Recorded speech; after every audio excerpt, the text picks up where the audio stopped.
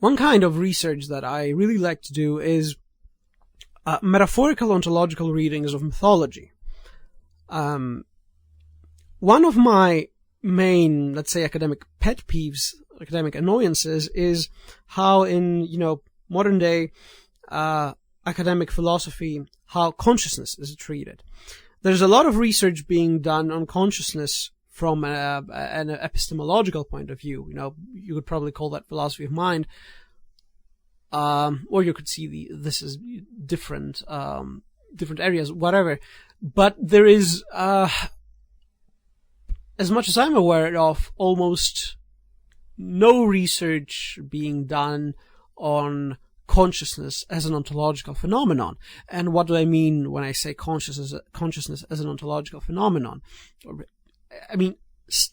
What I mean is taking a step back and beholding, as if for the first time, in awe, at least that's a starting point, that consciousness exists, that in an, let's say, unconscious cosmos, and my friend Daryl Sloan would have a lot of objection here, but just keep with the narrative for now, that in an unconscious cosmos, individual consciousness occurs, that the sentient being occurs. I wanted to say these two things to preface my main point, because it's much better to understand where I'm coming from with this being said. As you've seen from the title, what I want to talk about is the Adversarian Myth as a metaphor for consciousness. Now, when I say the Adversarian Myth, in this video, I'm going to talk about the classic Satan myth that we're used to from Christian tradition. And I say from Christian tradition because scripture-wise, we have much less to go by. Now, obviously, if you want, discuss the historical origins of the Adversarian myth, yes, we would go back to Zoroastrianism, etc., etc. That's not what I want to talk about in this video. I want to use the Christian narrative because we're all familiar with it. It's easy to understand. It's part of Western tradition, and pretty much everybody understands it. Understands it. Sorry. There's something with my S's today. Whatever. I think everybody is pretty much aware that the Adversarian myth is an obviously good metaphor for individuation. Okay? It's the whole non serviam, I shall not serve idea.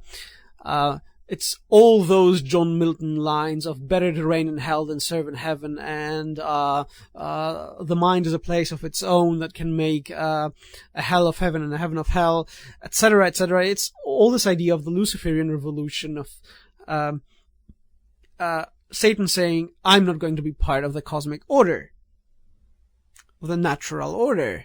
This is going to be important later on. Keep this in mind. So yes, the Adversarian myth as a metaphor for individuation is pretty obvious. And, this is what gave birth to traditions like LaVeyan thought, and, you know the drill. I don't need to go into that much more. But I want to discuss the Adversarian myth as a metaphor for the occurrence of individual consciousness, in a narrative of metaphysical cosmology. Now, what is the Luciferian revolution? The Luciferian, the whole narrative of, as we get from Revelation, the great dragon and his angels waging war against God, against heaven, and being cast out to what will become their own realm, hell. What does this narrative really tell us when you just pick the bones, We have a cosmos that, until the point of the Luciferian revolution, everything in it moved in accordance to one will, the will of God. And suddenly, a creation within that cosmos says, I will no longer move in accordance to this one will. And suddenly we have the occurrence of another will, another defining factor of cosmic evolution, essentially. Now, let's see this as a metaphor. Let's see this on its metaphorical parallel, as a metaphorical parallel, with the occurrence of individual consciousness. We have an unconscious cosmos in which everything moves to a certain basic teleology, okay? And suddenly, what we have is the occurrence of the sentient being, the occurrence of individual consciousness, wherever you will put the line in the evolution of the sentient being, that's another matter. Suddenly you have the occurrence of individual consciousness of the sentient being, which is a will that makes decisions, that has very specific, very evolved drive. And now you have a very important factor that defines the history of cosmic evolution.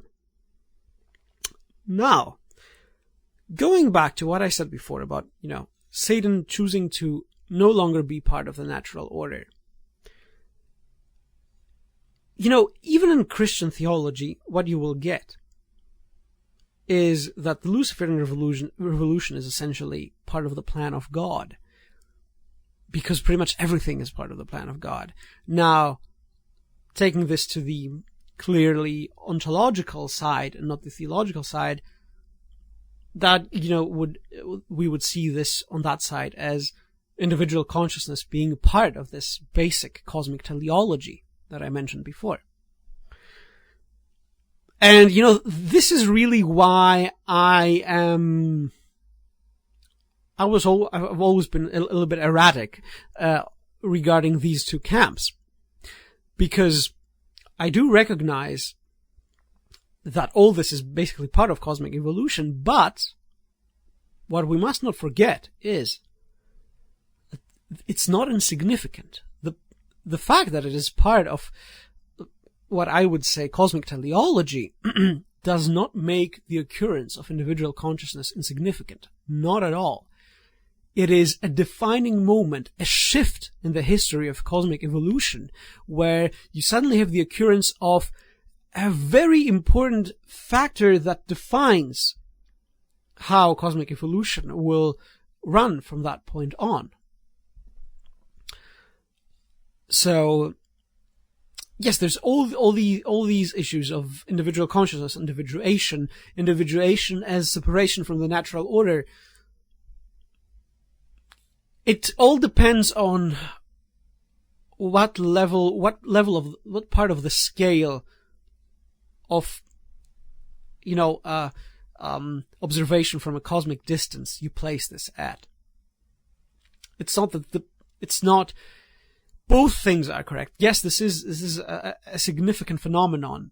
It is a sort of form of individuation. It is a form of not separation, but distinction, really.